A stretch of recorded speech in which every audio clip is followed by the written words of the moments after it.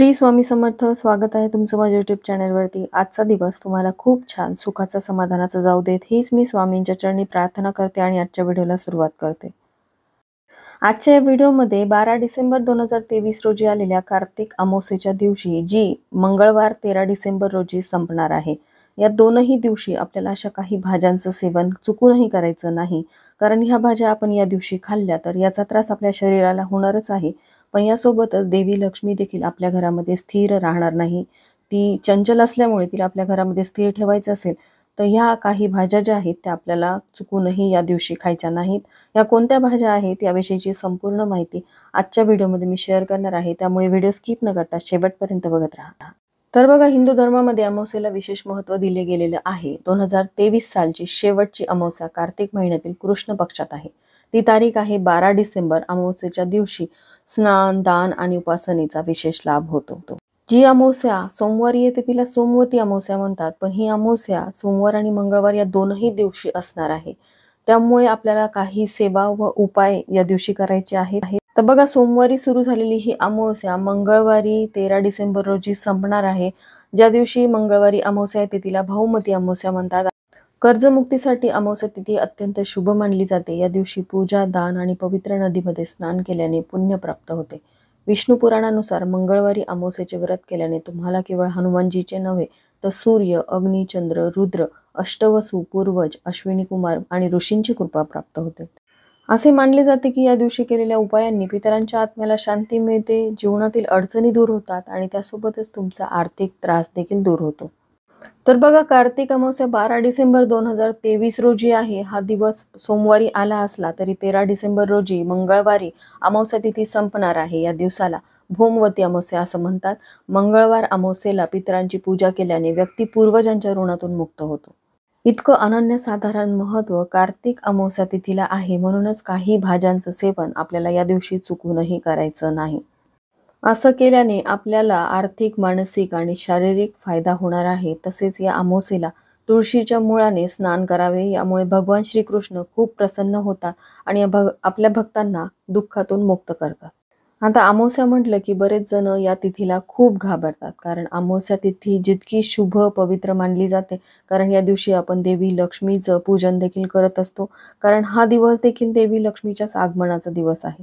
पण यासोबतच काही वाईट प्रवृत्तीचे लोक वाईट शक्तीचा वापर करतात. तंत्रमंत्र साधना केली जाते, त्यामुळे बरेचसे लोक अमावस्या तिथीला घाबरतात. त्यामुळे आपण काही गोष्टींची काळजी घेतली, काही उपाय आपल्या घरामध्ये केले तर त्याचे निश्चितपणे आपल्याला लाभ होत असतात. जसं की विष्णू पुराणानुसार या अमावस्येला व्रत, स्नान आणि दान केल्याने पितरांसह ब्रह्मा, इंद्र, सूर्य, अग्नी, पशु, पक्षी आणि सर्व भूते तृप्त आणि प्रसन्न होतात. कार्तिक अमावस्येला लक्ष्मीची पूजा ज्याप्रमाणे दिवाळी साजरी केली जाते, त्याचप्रमाणे या दिवशीची लक्ष्मीची पूजा करणे देखील शुभ मानले जाते. तर बघा, कार्तिक अमावस्या तिथीच्या दिवशी अशा कोणत्या भाज्यांचं सेवन आपल्याला करायचं नाही आणि त्यासोबतच अशी कोणती वस्तू बाहेरच्या एखाद्या व्यक्तीने आपल्याला दिली तर ती खायची नाही, हे आता आपण जाणून घेऊयात.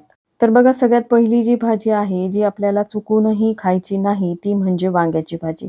आता वांग्याची भाजी आपल्याला सोमवारी सुद्धा खायची नाही आणि यासोबतच मंगळवारी देखील खायची नाही. वांग्याच्या भाजीसोबतच आपल्याला मुळ्याचं देखील सेवन करायचं नाही.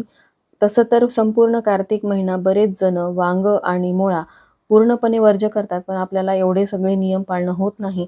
त्यामुळे किमान या 2 दिवशी तरी आपण या नियमाचं पालन करू शकतो. या 2 भाज्या खाण्याचं टाळू शकतो. वांग्याच्या भाजीसोबतच अजून एक भाजी सांगायची झाली, बीट जे असतं त्याचं सेवन आपल्याला चुकूनही या अमावस्या तिथीला करायचं नाही. बीटासोबतच लाल रंगाच्या जेवढ्या भाज्या आहेत त्यांचं सेवन आपल्याला करायचं नाही. यासोबतच बरेच जण अमावस्या तिथीच्या दिवशी मांसाहार आवर्जून करतात, कारण दुसऱ्या दिवशीपासून मार्गशीर्ष महिना सुरू होणार आहे. पण तसं तुम्ही करत असाल तर ही गोष्ट चुकूनही करू नका, कारण याचा आपल्या शरीराला त्रास होणार आहे.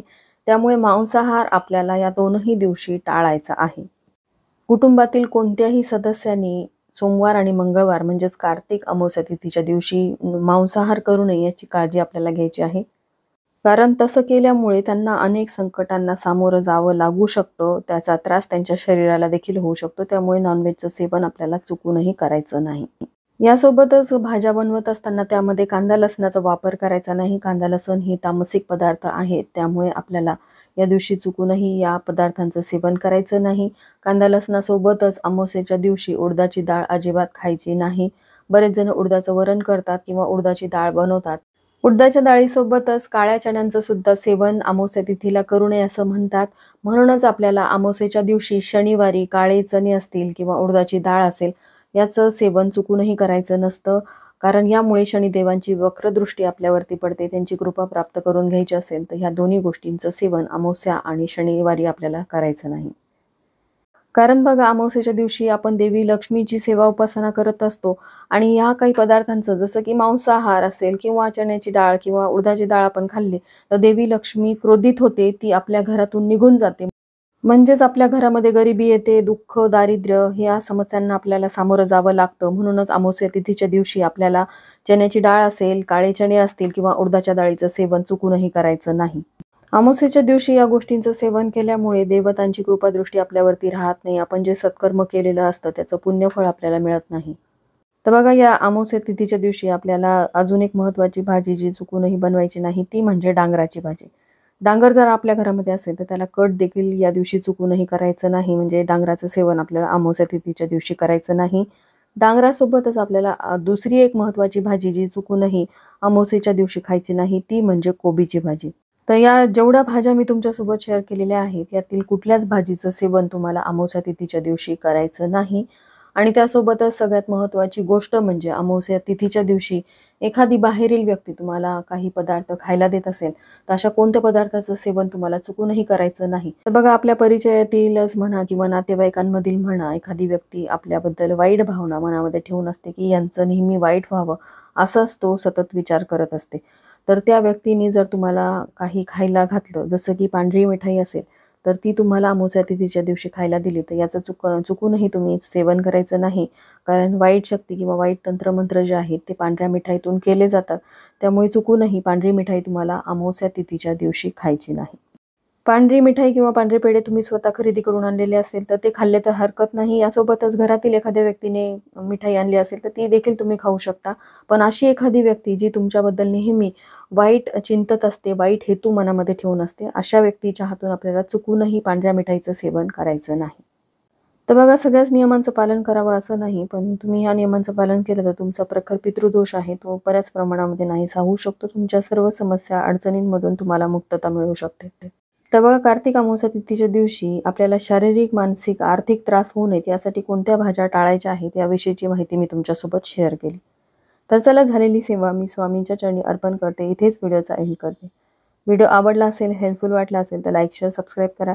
भेटूया तशाच एका नवीन व्हिडिओसोबत. तोपर्यंत सर्वांना श्री स्वामी समर्थ.